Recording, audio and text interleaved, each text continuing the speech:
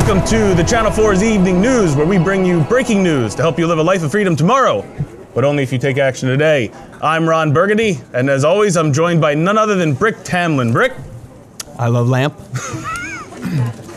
Welcome to Stay Paid, everybody. This is our Halloween special, so our content theme thought it would be funny to dress us up as your favorite local anchorman, and with this being our Halloween special, we're also going to be going over some extra spooky, scary sales stories, if I can keep this mustache on. And speaking of scary sales stories, did you get that outfit at the toilet store?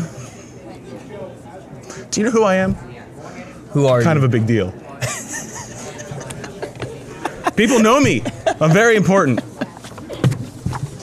No, but guys, this is our Halloween special. If you're listening to this on Monday on Stay Paid, make sure to check out the video. Make sure that this is worth it. Luke and I are dressed up as Ron Burgundy. I spent a lot of money on this outfit. But we got our Halloween decorations set up. I'm not sure this is a revenue-generating activity. And all my people back there are laughing. We have a good audience. What we mean. But we do. We have some... Dude, your mustache is killing me right now. It's dying. I need some more tape. It's like popping off halfway. We spent good money on these outfits. I need some more tape. For nothing less, we're going to review these outfits at the end of this podcast. So, Luke, I know that you have... Or Brick, I should call you Brick. Yes, Brick. I know that you have some scary sales stories. I do. To share with the audience here on Halloween. I do. This one, for all the children listening to this, I would ask you to cover your ears at this point, because it gets a little bit more than PG. One time when I was on the phone, and this is a true story, and I called this lady, and as I'm talking to her, she answers, and as I'm talking to her, I hear in the background water running. And so I'm talking to her and everything like that. And you know how you can tell when someone's like in the restroom and it's kind of echoey? So I'm talking to this lady and, you know, trying to obviously close the deal. And I said, oh, what is that? Is it like, you know, is that water in the background? Is it raining there? She goes, oh, yeah, I actually, that's water. I just got out of the shower and I'm naked. I was a little taken back, but I asked for the clothes. And I'm going to tell you what ended up on that phone call. Ask for the clothes? That's a true story. The clothes or the clothes? The clothes. It's a word play. The clothes. Yes. I just like banging these papers. It makes me feel more important. Yes, if you do hear the banging on, if you're listening to the audio, my second sales story that's scary was not me. I'm not going to mention any names because if word got out, it'd be a little embarrassing.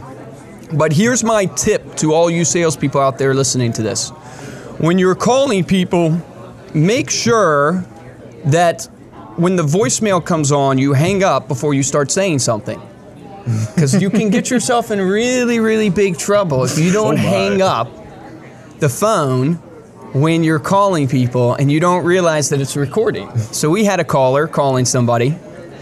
And, you know, in the lighthearted fun that you have as a sales caller, you tend to sometimes make fun of the people that you're calling. We never do that to our clients, but sometimes just to keep yourself motivation, you talk yourself up. Oh, this person was no good. They wouldn't have answered anyways.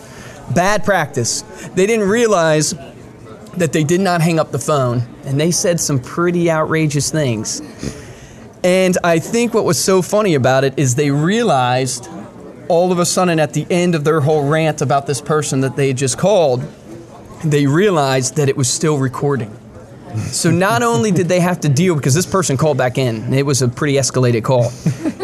Not only did they have to deal with the embarrassment of leaving that voicemail on someone's phone, but they had to come and tell their manager what they had just done. And that's a very embarrassing thing to do. So, big sales tip to all of you people out there. If you're going to say something about the client in lighthearted fun to give yourself motivation, make sure that you hang up the phone. That's a true story. Double check. Yes, double check. Yes. Because they made fun of this person and it was not a pretty call at all. Well, after this podcast, our clients are going to be like, wait a second. Look, everyone listening to this is in sales. Everyone has those days. Everyone has those moments. And it's certainly something that we control, but every once in a while something happens. And that's where these kind of scary sales stories or these embarrassing sales stories come from.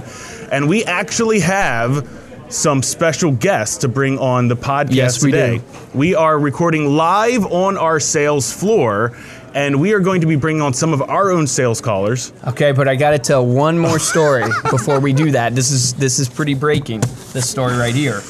I didn't plan this story, but I'm going to tell it anyways because it's pretty good. So we call people a lot, and you guys know that on the podcast we tell you have to be persistent, so you have to call people a lot of times.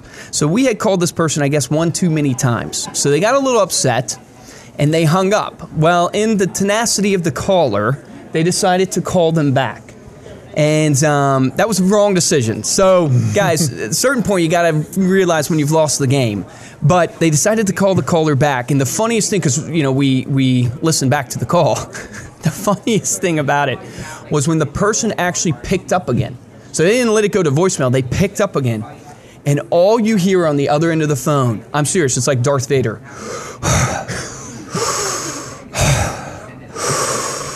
You guys think I'm exaggerating. I'm not exaggerating. It was literally breathing. And then our caller, basically, I'm going to bleep out the names, but it was like, bleep, I'm just trying to help you. I just want to talk to you. Bleep, I just want to. And then all of a sudden, the person on the other end of the phone literally exploded. Meaning, I'm going to call the federal government on you. You're insane. You should belong in a bunch of crazy places. But the funniest part about that horror story was I can't believe the person, after the amount of times we called them. So no, obviously to the reps, we want to be persistent, but we don't want to be harassing. But the amount of times we called him, and then he hung up on us, and then we called him right back, and he picked up. That was the funniest thing about it. He picked up, and then when we talked to him, he just breathed. My papers are going everywhere from my breath. And then he lost it. So anyways, go ahead with where you were going with that, Ron. Did I tell you have beautiful hair, by the way? Thank you. I'm kind of a big deal.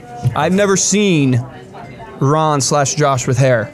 So this is a new one for me. This is the first time I've seen myself with hair since the 9th grade.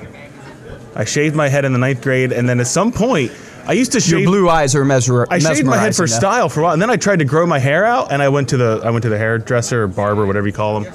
I don't go that often, so I don't really know what they're called. But she goes, you're going bald right up here. I said, all right, just shave the whole thing back off. Never grew hair back again. So if everyone could please give us great welcome, Reminder Media, Anchorman, Channel 4 welcome to Amanda Lonnie. She's coming on our podcast to share one of her scary sales stories. Amanda is dressed up as a beautiful candy corn witch. Yeah, there we go. Well, hello. Hi. I love lamps also. How are you doing, Amanda? So let me paint a picture. The year was 2016. It was Friday, December 30th. 2 days before New Year's, and I've been talking to an agent that week. She wanted to do the New Year's mailer, was super excited. I actually caught her while she was sitting on the plane in her seat, delayed at her gate, ready to take off to fly to Europe. We had, I don't know, it was like 8 minutes, I guess. We talked for about 8 minutes. She gave me a chance. We activated her account. I got her off the phone. Flight took off. I ended up hearing from her that she had left her wallet on the plane. When she got to the hotel, she had nothing on her, passport, ID, everything was gone. So not only is she in Europe, it's New Year's, and she has nothing on her. So she dealt with that whole disaster just to give me a shot. So needless to say, we had everything ready by the time she got back. And what she wanted to do was use them for open houses. So she was actually handing the magazine out once it was delivered at open houses, and handing them out to people that were stopping by. And a couple left their keys on the island in the kitchen. She called them a few hours later, said, hey, it's the agent with the magazine. These folks ended up giving her an opportunity, hiring her, and it turned into a $1.4 million deal. So she's with us. Her amazing. New Year's mailer's her favorite. She's still a client of ours. But so how did she get her wallet back? Well, I mean, imagine she had to go through all these customs, U.S. Embassy. She had to, obviously file all this paperwork, and it was a headache. And it was just supposed to be a nice show. It's obviously the slow season, right? We obviously don't do much during the holiday season right into New Year's. It's so really the moral of the story is don't try leave your wallet. Leave your wallet. Memorize your credit card $1.4 million number. listing. Yeah. Just like that. It sounds like a horror story, but it's really an amazing, amazing story. It's I don't know what to do with you. I know. Josh just keeps laughing when he looks at me. I can't keep the mustache on when I sent a picture to my wife. She didn't even respond. Well, thank you, Amanda, for that story. Thank you for sharing that. Thanks, that was guys. truly horrifying. Happy to be Horrifying. Leaving your wallet on a plane. Take care, guys. Next up, who do we have next, Veronica? Al. We have Al Busetta. Did I say that? Everybody give Al a hand. Also known as Sally B. He is wearing a turkey costume. It's a very large. How are you sitting in a chair with that turkey? I never thought I would say Al looks delectable, but I am he a does. cooked Look turkey delicious. today. Looks very delicious. Texture-wise, color-wise. You guys look both All right, great. Al, tell us your horror story. Well, it was probably late summer of last year. I was really... It's very important that you get the time right. Absolutely. Was it late summer? Yeah, because we got to talk about the market, the strategy, you know, all that good stuff. With that being said, I call this one guy, do the whole process, the pitch, loves it, really engaged, very interested, but for some reason, it's just bad timing. Couldn't seal the deal. I was pretty upset. So he asked me to call his friend, really good friend of his, as he described. I tried this guy 10, maybe 12 times on the phone. A couple weeks go by, I actually give up on the dude. And he calls me back out of the blue one day. And I really, really wanted to get this deal. And so I went through the entire process. How were you feeling at that moment? Very, very tense. Tense. Unfortunately. It had been a long journey at that time, hadn't it? Absolutely. But I kept name dropping the guy who had referred him over. And towards the end of the call, he said, "Hey, man, I don't know if they're playing some sort of sick joke on you over there, but I hate that guy. He stole my wife and my book of business." Needless to say, the phone call ended right there, and I really hope he got his book of business back. No, wait, what did you say to him? He said he stole my wife? Yes, and his book of business. And his book of business. I tried to save the deal by saying, well, hey, you know, you got to start your book of business fresh from somewhere, right? And then he said something about his wife not coming back, so I hung up the call after that. No more repeat transactions there. Unfortunately. Unfortunately. That truly is a horror story. Truly horrifying. Terrifying. I'm shaking. Breaking news from Al. Al, thank you for your story. Al, thank I'm in you. a turkey costume. I will have many nightmares this evening. For days to come. You have to have some type of viciousness in you to refer our caller to the person you took someone's wife from. That's pretty crazy. I don't know how that happens. Yeah, how does that even happen? I mean, the sales caller calls you and you tell him to call the person you stole the person's wife from. Whew. All right, next up on the show, we have Seth Oravec. These are all true stories, by the way, people. We're not making these up. These have happened to us. Here at Reminder Media. Seth, welcome. Seth, what how are are you dressed doing? as today? To be honest, I don't really know. This is a Reminder Media heirloom costume. It was passed down from Todd Saracola. You guys have got to go Is to there our a head to Facebook go with page that? Like a to mask? see. There is a head, but I was Oh. told with the microphone. Okay. No You wouldn't head. be able to. Yeah. Yeah, I don't even know what that is. I can't It kind of even has take like a guess. McDonald's like burger man. Like who's that? It's from a TV show, The League, which I don't watch, so I don't know what it is. So I was going to say the maybe Cookie someone Monster, could comment but the Cookie name Monster's of the blue, costume. isn't it? It's a purple and green furry outfit, almost like a reverse Dr. Seuss kind of thing going on here. Yes. Yes. All right, what is your horror story? I'm taking over for Ron here. So I have a pretty spooky one for any salesperson. I was coming in on a Monday. I had spoken to a woman the week before. She was all in. She had her credit card ready for me Monday morning, 9:30. A Dunyan, so I was pretty excited to start the week off with a free deal. And I gave her a call, and she answered the phone pretty frantically, and she said, "Seth, I got a goat in labor. I can't even think about real estate right now." And she ran away, and I never talked to her again. And Was that a goat? a goat? Goat. A goat. Okay. And Can you do that accent one more time? no, I cannot.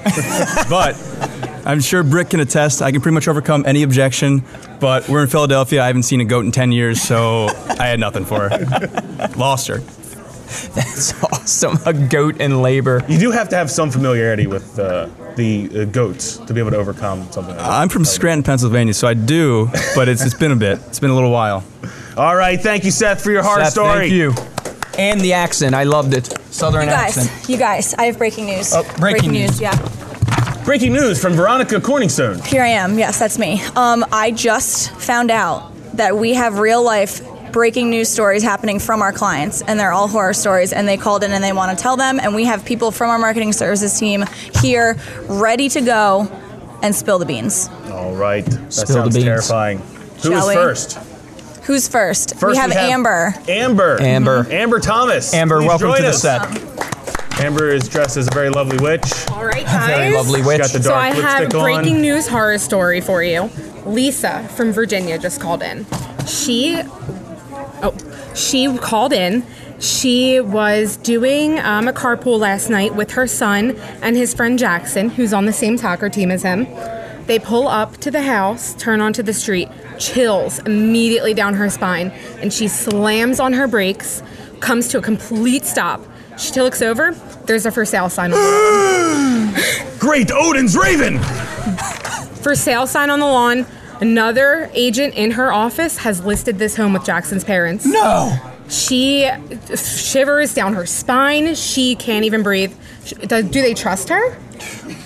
I would say no. Or do they think she's a good agent? Does she love Doesn't Lance? sound like it. I don't know. She is terrified and she needs our advice. What is the solution, Amber?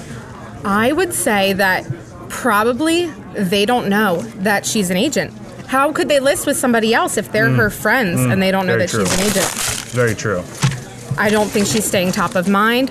So I asked her what's she doing. She mails out postcards. I said that's a great start. Definitely farm the area. But I definitely think she really needs to stay in front of her friends and family That a is little some more. advice. Excellent advice. Excellent advice, Amber. Excellent. Thank you Thank very you, much for guys. sharing that Amber, story. well done. Breaking news directly from our clients. Up next, I believe we have. Let me check my notes. Go to your here. teleprompter, Go to my Ron. teleprompter. What's on the teleprompter? Lauren Tedesco is joining Lauren us, Tedesco. who is dressed I up just like a repeating cat everything that or, Ron or says. tiger ears. Hi, everybody. Hi, Lauren. Okay, so I have a crazy story for you guys. My Do client, tell. I will. So my client, Mary, she's a buyer's agent, and she just called in to tell me that her buyers fell in love with this amazing home. But there's a problem. I mean, the home is $50,000 overpriced. So my buyer's agent and the buyers, they tried offering $10,000 over what the home was worth. They tried covering the closing costs, but the sellers, they're not budging. Those crazy sellers. Great Knights of Columbus. It's like, what does she do? What does she do? What does she do? We don't know. We don't know. We have no idea what she does. I'm done with the mustache. Ron, don't outta get here. rid of your mustache. Josh's costume is falling apart, ladies and gentlemen. That's Ron Burgundy. All right, tell us how that makes you feel, Lauren. So, you just have an agent. She can't get her buyers the deal. No. They're trying. They want $50,000. They want $50,000 over what the home is worth. Oh, And so she contacted the listing agent, right? And the listing agent completely agrees with the buyer's agent. She completely agrees that the home is $50,000 over, and she's been trying everything she possibly can to get the sellers to lower their price. But the sellers have lived in that home for they're about 50 emotionally years. connected. Well, to be fair, this is something that your brother He faces all the time. Here's the advice I would give. If you can take me serious in my glasses. I and can take you serious. My matted hair. The advice I would give is that all you can do at this moment is be very direct with people. So the problem that you face as an agent is when you get into a situation like this, you're torn because you don't want to say anything too offensive that makes you lose the client or lose the deal. And you don't want to be, or you want to be direct to help you get that price down. So every agent feels the pain, and we've all been, no matter who you are in sales, you all face situations like this. It's like you want to keep the client happy, or you want to not lose the deal, I should say, and you also want to somehow get the price you want or get them to be rational. What you have to commit to is you have to commit to not being lukewarm, meaning like what happens to people is they play right in that middle game. They play in that lukewarm game. They neither go hot nor they go cold, they go lukewarm. You need to commit to going all in and being super direct with them and tell them like it is. The truth is your home is overpriced. I know you love it, and you love it because of the memories you've made in the house. You have an emotional connection to the house. So the value of that house goes up because of the emotions and the memories. There's nothing more valuable than memories. That's what life is all about, is your relationship with people. But the reality is that value that you're placing on the home, it's not translating to the buyer. The reason why is they don't have those memories in the house. They're just seeing it for what it is. It's a home. And I know you might not like that answer and you might not want to accept that answer, but I want to be real with you, because if you don't accept this price or if you don't accept our offer, that's fine and that's okay. But the truth is you're not going to get an offer with $50,000 over asking. It's just not logical. And what will happen to you is it will sit on the market. And then every time a home sits on the market, everybody understands this who's ever bought a home. When you're buying a home and you look at homes on Zillow or Trulia, Craigslist, those type of things, the thing you look at almost right away after you've been doing it a couple weeks is you look at the time on the market. Because if it's more than whatever the market hotness is, so for us it's a really hot market right now, so if it's more than 5 to 10 days on the market, you're thinking to yourself, what's wrong with that home?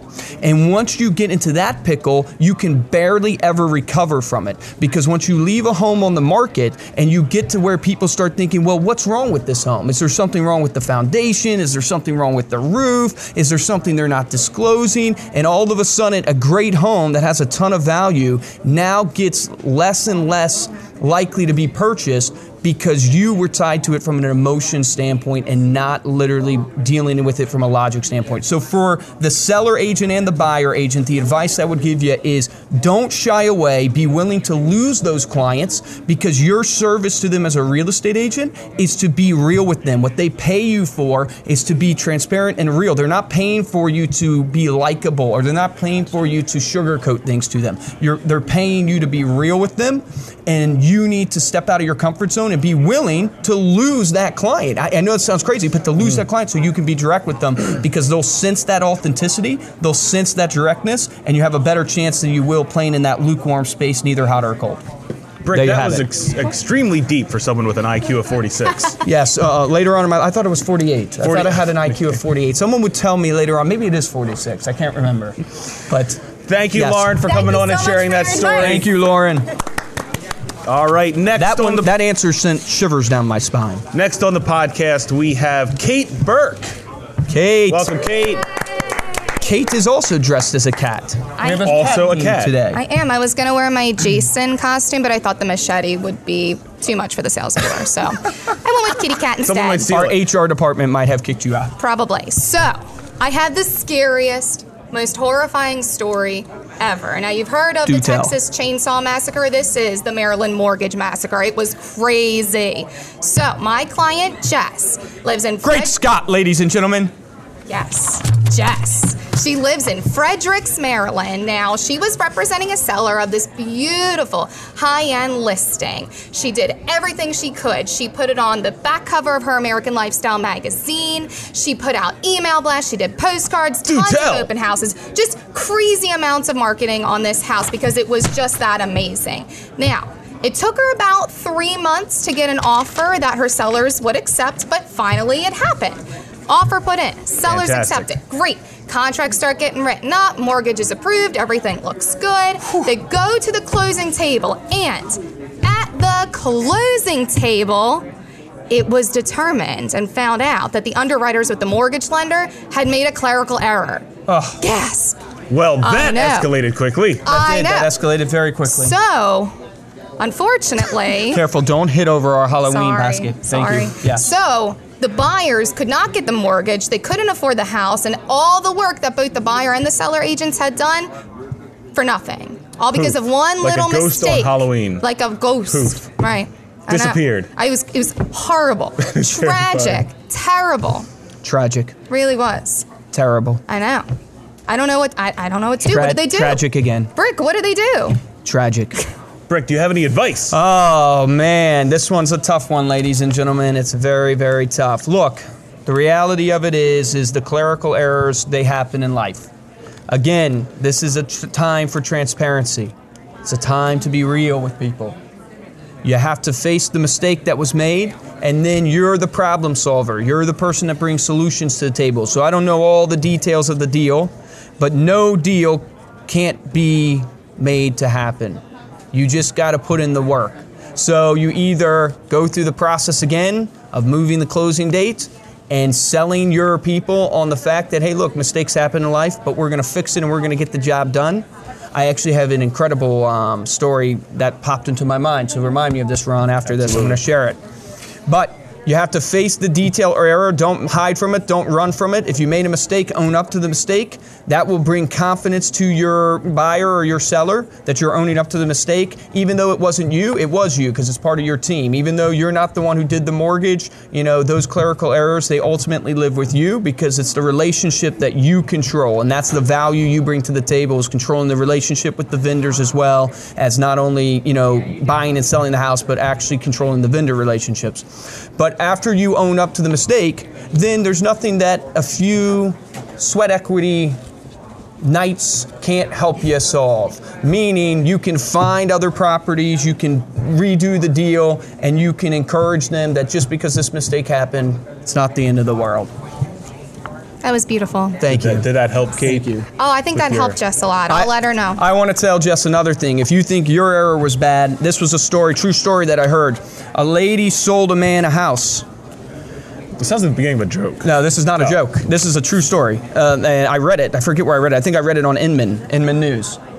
It's a competitive news site to us. I don't think that's been invented yet. This is the 1970s. Okay, the 1970s. Correct? So I did not read it on Inman News, or it came to me. But I did read this story, and this lady sold a guy out of state a house, and they closed on the house and everything like that. The guy shows up after the closing, and guess what? He said, "That's not the house I bought." Oh, come on. Yeah. No, this is a true story. So you think your mortgage clerical issue is an issue? Imagine this. She sold him a house. He thought he was buying a house like it was like the house across the street or the house right beside. No joke. You can look this up. So this is how good of a problem solver she was. She didn't panic. She got out of the car and literally did her thing, problem solved, and got him the house he wanted. How crazy is that? That's crazy. That's how you turn a scary story into a successful client experience right there. Yep. See, most agents will just give up at that point. Sorry, Ron, I'm a big deal here. So most agents will just give up at that point.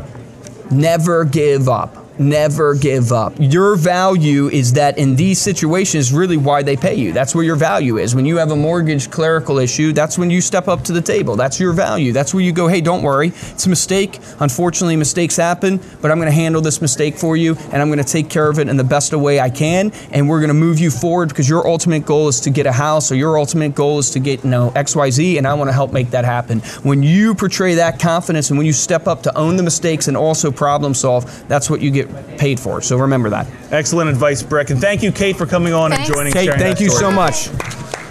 I have another story that it's not a horror story. It's actually a pretty crazy close story that I'll share with people. This one was one of the craziest credit cards we ever got.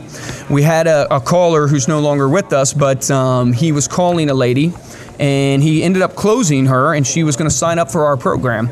And he asked her the credit card, and she said, "I actually just left the stable on my horse, so I don't have my credit card with me." And he goes, "Don't worry, just ride your horse back to the stable and get it." And what did she do? This is no joke. She turned around, she turned the horse around as she's talking to him on the phone, riding back to the stable to get her credit card. If that is not a romantic ending, I don't know what it is. That is a romantic ending to a beautiful story. Yes. But that's the whole point of this podcast, the whole point of this week, actually, on our content team. If you're watching this live on Facebook, this will be next week. If you're listening to the podcast, this week of Halloween for Reminder Media content team is all about not only these, how do you take kind of a scary sales story, scary situation, a tricky situation like the one that you talked about on Inman, the situations that our 3 marketing service reps talked about here, or even the ones that we talked about on the phone. How do you then take that and turn that into a positive experience for your clients by applying those problem solving, by applying those transparency? If it's just owning up to the mistakes. All jokes aside, the real thing you have to do when you're faced with issues is you have to tell the truth and you have to own up for them. I know that sounds super simplistic, but anything not built on truth, any foundation, anything you build, if the foundation's not built on truth, it will eventually crumble. Meaning, it might not crumble today, you might get away with it for years, but it will eventually crumble on you. So the key when you face a horror story in your company, in your sales, whatever it is, the real key is to do what's right. I tell my executive team all the time, when we face problems that we did not expect, whether it's misprints, things like that, our policy is we do the right thing.